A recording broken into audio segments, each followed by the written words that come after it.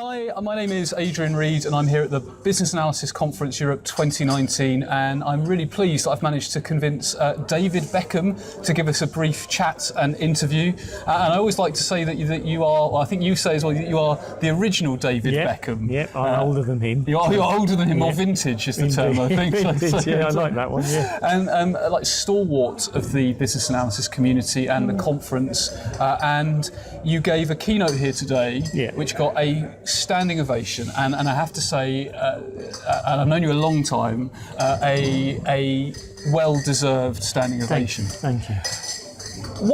It was about change and reactions to change, but I certainly took more away from that, almost about how we should introspect and think about ourselves and our reaction to change.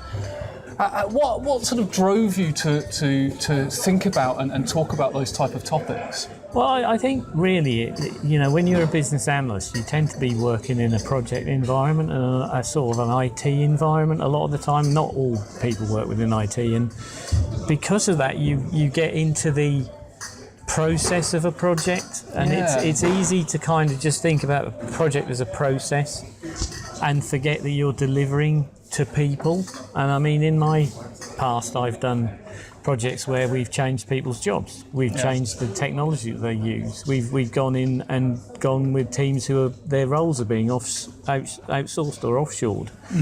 And you sort of go in and think, oh, we've got to do a process model. Well, actually, those people are invested in their work. And I think through my personal circumstances, I came to realise that the process of change is a human one. And it's very important to address that aspect of it as well. It's interesting, isn't it? Because I've often made the observation that you can merge two swim lanes really easily in Visio. Like, you can do it in a couple of minutes in Visio, but the implications of that are you might be changing someone's job, you might be changing the way that two organisations interact with each other, and that has an impact, and we need to be sort of empathetic of that sort of change. You spoke in the presentation about the sort of reactions that people go through in change, and the sort of traditional change curve.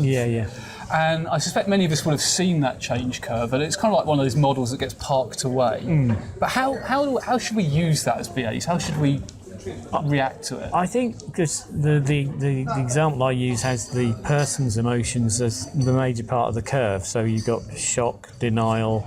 I'm testing myself now. Shock, denial. Bargaining, I think. Is it bargaining? It's something like that. I've broken the cup. It wasn't my fault. Frustration. I'm never going to have a cup of tea again. Then I'll experiment. I'll have the tea out of the dog bowl. Then the decision making, dog bowl tea is not very good. And then the integration of I'll get another cup of a teacup. And I think it's important to think of it as a human process and understand where people are in that delivery life cycle, almost, if you will. But the three aspects that are dependent on other people are just as important. And we forget, I think, when we're working on change projects, we know what we're trying to do, but the customer or the people who are having it done to them, they may need more communication as to why it's important. They might not see the change as necessary. And then when they're in that area where they're frustrated or perhaps depressed or whatever, they need guidance on. Well, they need emotional support. Absolutely. And then as you move into that integration, you need to signpost it for people. We'll give you some training. We'll give you some support. We'll put some floor walkers in place on implementation day or something. So that for me is an important aspect that I think sometimes we tend to forget in the thrust to get delivery done, if you see what I mean. It is interesting, isn't it? There's always that sort of like rush towards delivery, and if it's an IT project, it's like the rush towards the solution or the code. But that communication and another topic you touched on in your presentation was around storytelling and around the hero's journey. And I mean, how important is having a narrative about the change? I think it's hugely important. I think, as human beings, for hundreds of thousands of years, we've been sitting around campfires telling stories of what's out there. And either frightening each other or making each other happy or thrilling each other with the stories. And I think in a way we forgot. We go to the movies now to have a story told to us. We don't talk in stories. And I think if you can tell a compelling story, about, even if it's we need to change a screen. Yeah. And because I could go into a team and say, we need to change the screen, so that button goes there, end of. And people go, okay. Yeah, so if what you say, kind of thing? I had a customer ring me up to say, when they tried to do that, they had a really frustrating time, and that meant that they missed something and they didn't get to that place. And if we did it this way, it would make so much. And so you immediately put a story behind it, and it makes it. I think it's more human. Yeah. And people relate to it and will identify with it a lot quicker. It is interesting, isn't it? Because I think about a lot of what I was taught in say college, and then you get socialised in large organisations, and it becomes a bit corporate. Yeah. And everything becomes unpersonalised and almost clinical. And I think the more I've practiced as a BA, I've learned you've got to forget that. No, it's human. Yeah. The more it's empathy, like empathy totally with the customer, with everyone around, and perspective. So a number of your themes, and I'm going to test if I can remember them, Dave. But there was time is precious. Yeah.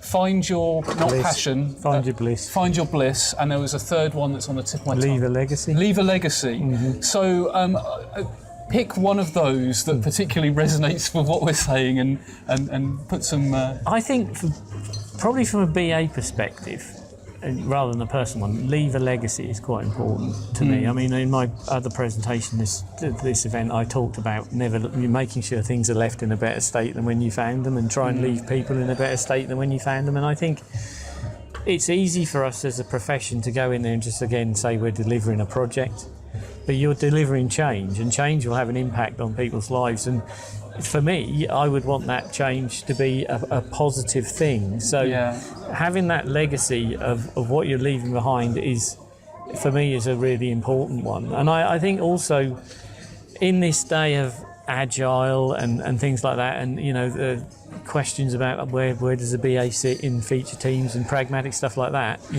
having that empathy that you talked about, which is a great way of putting it, you're actually widening the role of the BA to not just be a kind of I do project stuff, but actually I'm a change facilitator. Like an agent of change, a change practitioner. A storyteller in a sense. And I think there's another real exciting aspect to the BA role that we could exploit as a profession. It's not it's not just about process models, although it is a lot of the time, if you know what I mean. But we're actually delivering change, and to be able to go into a team and say this is how change works and I will help you through it is a big difference from let's do some user stories. So I think that leaving a legacy.